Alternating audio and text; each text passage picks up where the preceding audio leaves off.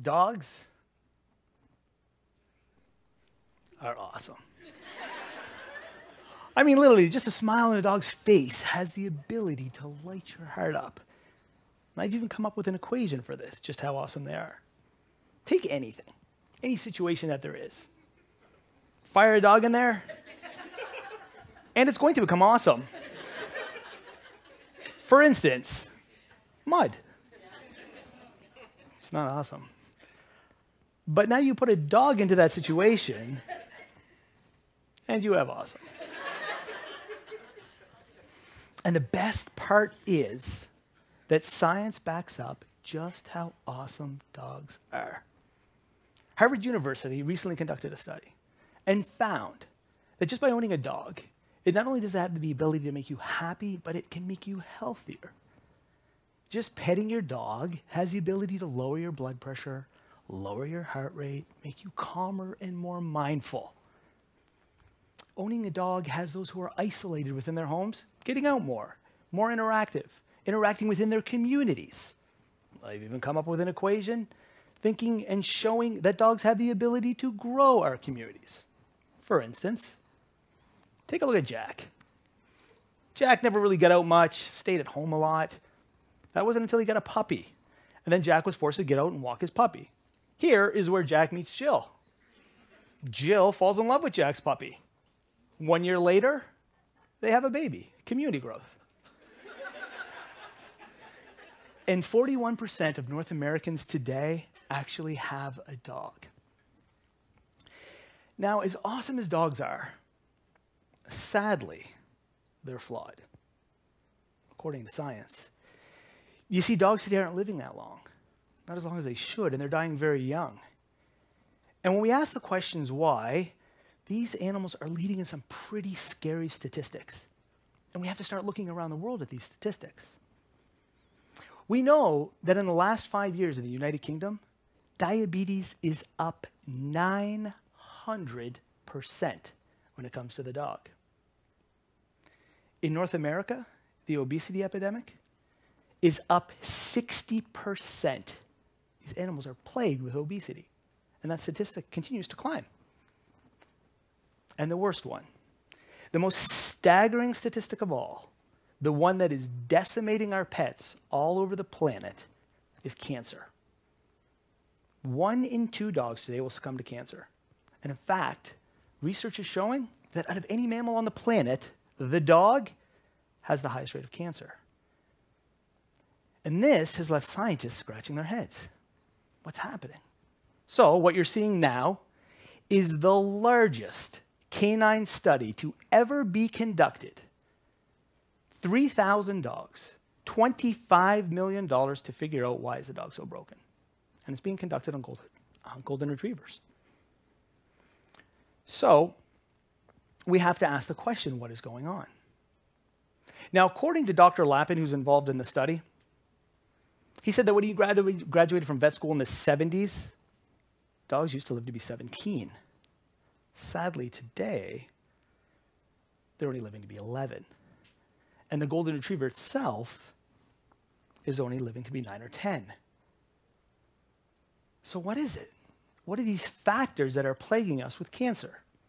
Well, I'll tell you, when the Broad Institute conducted an extensive study with cancer, they found mind-blowing information. Literally every human had his jaw on the ground when the research came out. And it showed that although 10% of cancer is genetic, 90% are the results of lifestyle and environmental factors, the things that are around us. And so if we want to dig deeper into that 90%, let's remove the 10% for a second. You can't change your dog's genes if you went and you adopted your dog from a shelter. So what's in that 90%? Well, if we were to fire it into like a cancer pie and we were to remove slices, what is research telling us? What's causing all this cancer?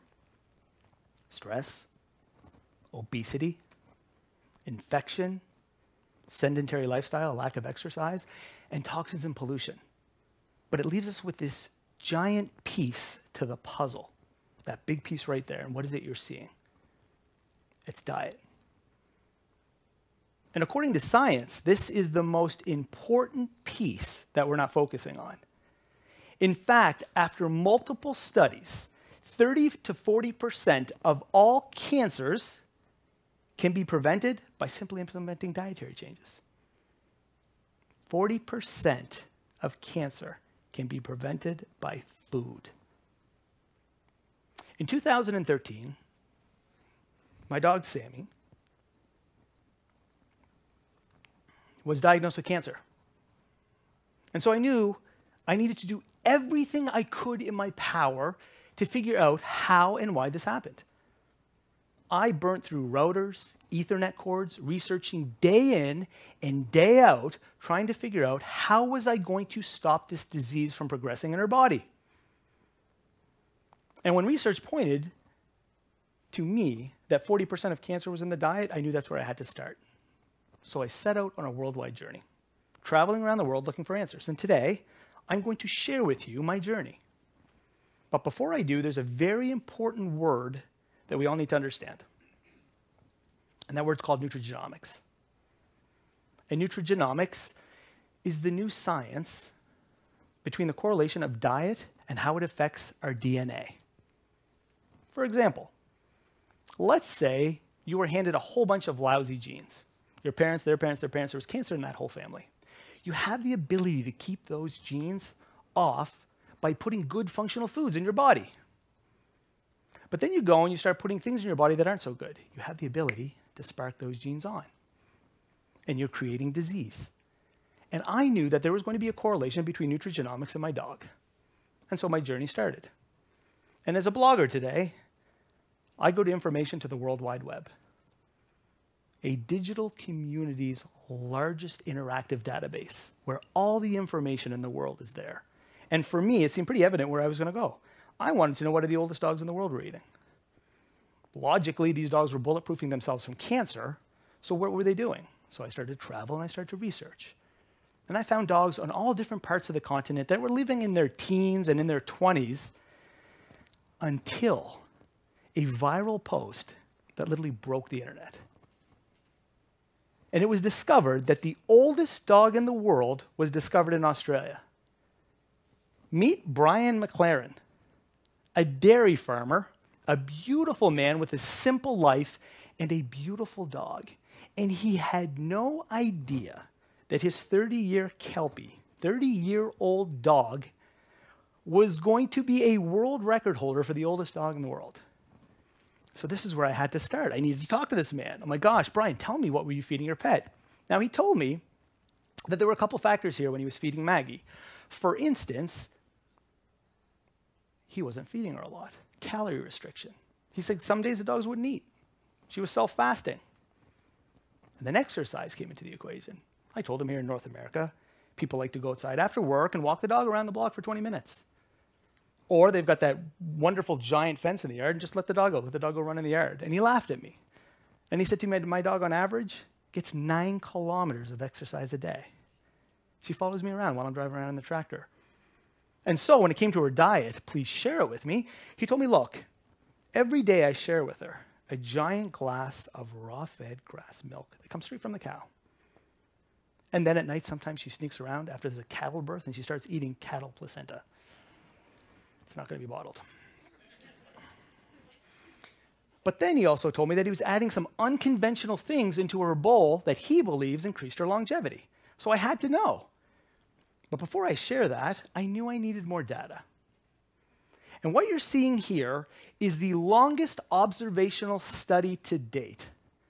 A 30-year study that shows the correlation between diet, cancer, and longevity, held on almost 7,000 animals.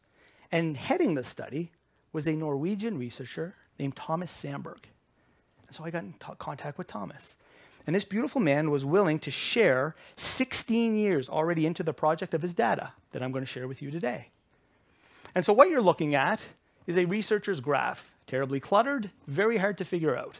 So I've kind of done a little bit of modification and we can zoom into it. Now what you're looking here at the green region, all those 8.5s, these are specific breeds, and this one primarily is a Great Dane. Great Danes only live to be about 8.5 on average. Great Danes eating an average dog food diet. Now the blue section is the extension of life when there was a diet modification. The blue section is almost doubling the animal's life when the pet owner changed the diet for the dog. Holy smokes. You tell me right now what that is, Thomas. And Thomas said, you know what? What's even more important is that we're seeing lower incidence of cancer in these animals. But because the diet's varied, and you want a specific diet for cancer, Rod, I suggest you go to the Epigenetics Foundation. The who?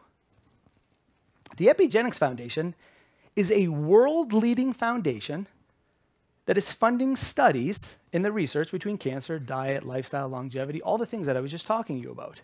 And they were funding a project called Keto Pets. So I was skeptical. I got on a plane, I flew to America. I had to see this. They showed me that this sanctuary that they have, this groundbreaking sanctuary, is full of the world's leading metabolic doctors for dogs. They were bringing in rescue animals, homeless dogs from different shelters around America that had terminal cancer. Stage 4, not a long time to live. And they want to give them a second chance. With America's only PET CT scanner, meaning they can follow the cancer from day 1 to the end of their protocol, which was a 120-day protocol, coupled with an unconventional metabolic diet, Keto Pets found the ability to slow down, to halt, or to reverse cancer. I said reverse cancer. What you're looking at here, I haven't shared the diet with you yet. What you're looking at here is a standard bowl of dog food. This is what almost every single dog in the world is eating. But the 3 examples I just gave you, the oldest dog in the world, the dogs in the longevity product, and Keto Pets, who are reversing cancer, their bowls kind of look like this.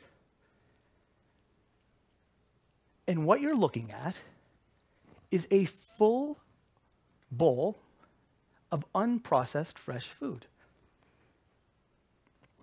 Doesn't seem so mind-blowing. Logically, we know as humans, man, you eat something good, you're going to feel great. But in the dog food world, it's unconventional. It's unresearched. And just how awesome is this? My dog Sammy today is fighting cancer. I mean, she's beating it. And she's the healthiest she's ever been since I made this dietary change. And some people may say, well, I don't know that. It looks very confusing. I wouldn't be able to do all that. So I saved this study for last. What you're looking at here is a Purdue study. In 2005, Purdue University wanted to know, all right, if we add a little bit of fresh food to a bowl of processed food, how much effect could this really have? So 3 times a week, they took some green leafy vegetables and added it to a bowl of processed food. And the results that came back were jaw-dropping. How did it affect cancer? 90% decrease in the risk of cancer by just adding some green leafy vegetables to a bowl of processed food. Today, we bring these animals into our homes. We domesticate them. We bring them into our communities. We tell them, we want you to be able to understand our language. We want you to be able to behave the way that we tell you how to behave. We want you to adapt to our lifestyle if we get out or we sit at home. But more importantly, we don't give them a choice when it comes to their diets. We pick what we deem as nutritious and we put it into that bowl. And we say to them, you have 2 choices. You either eat what's in that bowl or you're not eating. Today, with the way the cancer epidemic is going, in you guys and in our beautiful pets, it's showing no signs of slowing down. There has never been more of an important time than right now to research exactly what you guys are putting into your pets' bowls. Oh, and by the way, when an 85-year-old plumber from Austin, Texas, Jake Perry, this brilliant man was asked, Jake, how on earth did you set the Guinness World Record? Not once, but twice. With the oldest living cats in the world, a 34 and a 38-year-old cat, his response, I just added some fresh food to their diet. Thank you, guys.